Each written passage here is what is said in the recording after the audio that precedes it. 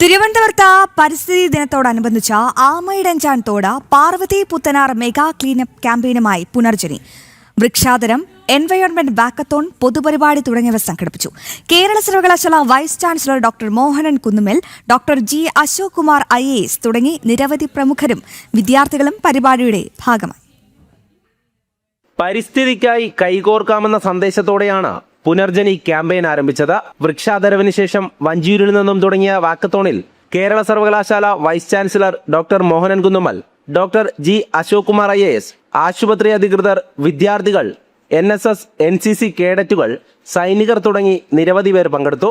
ആമയിഴഞ്ചാൻ തോടും പാർവതി പുത്തനാറും തുടങ്ങിയ ജലാശയങ്ങൾ ശുദ്ധിയാക്കി സൂക്ഷിക്കേണ്ടത് ഭാവിയുടെ ആവശ്യമാണെന്നും ഡോക്ടർ മോഹനൻ കുന്നുമ്മൽ ജനം TVയോട് പറഞ്ഞു. 100 വർഷത്തിലധികം പ്രായമുള്ള സർ CP രാമസ്വാമി അയ്യരുടെ കാലത്ത് ഉണ്ടാക്കിയ ശുദ്ധജല വാഹിനിയായിരുന്നു അത്.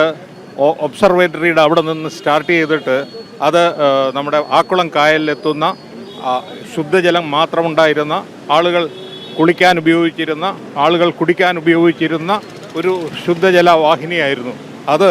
ഏറ്റവും വൃത്തികേടായി ഒരു മലിന കൂമ്പാരമായി, വിഷക്കൂമ്പാരമായി മാറിയിരിക്കുകയാണ്. ലോക പരിസ്ഥിതി ദിനത്തിൽ നമ്മൾ അതിനെ തിരിച്ചെടുക്കേണ്ടിയിരിക്കുന്നു.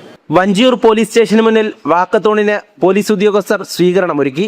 തുടർന്ന് നടന്ന പൊതുപരിപാടി ഡോക്ടർ മോഹനൻ കുന്നുമ്മൽ ഉദ്ഘാടനം ചെയ്തു.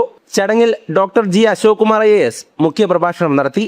നല്ല ഭാവിക്കായി നമ്മൾ പ്രകൃതിയെ സംരക്ഷിക്കണമെന്ന് പറഞ്ഞ അദ്ദേഹം ജലം അമൂല്യമാണെന്നും അതിനെ എത്തരത്തിൽ ഉപയോഗപ്പെടുത്താമെന്നതിനെക്കുറിച്ചും വിശദീകരിച്ചു. നിങ്ങളുടെ കുട്ടികൾക്ക്, നിങ്ങളുടെ വരും തലമുറകൾക്കും നിങ്ങൾ നല്ല വെള്ളം കൊടുത്തു പോകണം. അതുകൊണ്ട് രണ്ട് കാര്യങ്ങൾ ചെയ്യുക. ഒന്ന്, ബേസിക്കലി ഈ തോടിലൊക്കെ പോകുന്ന ഒരു വെള്ളമാണ്. So first of all you have to conserve water.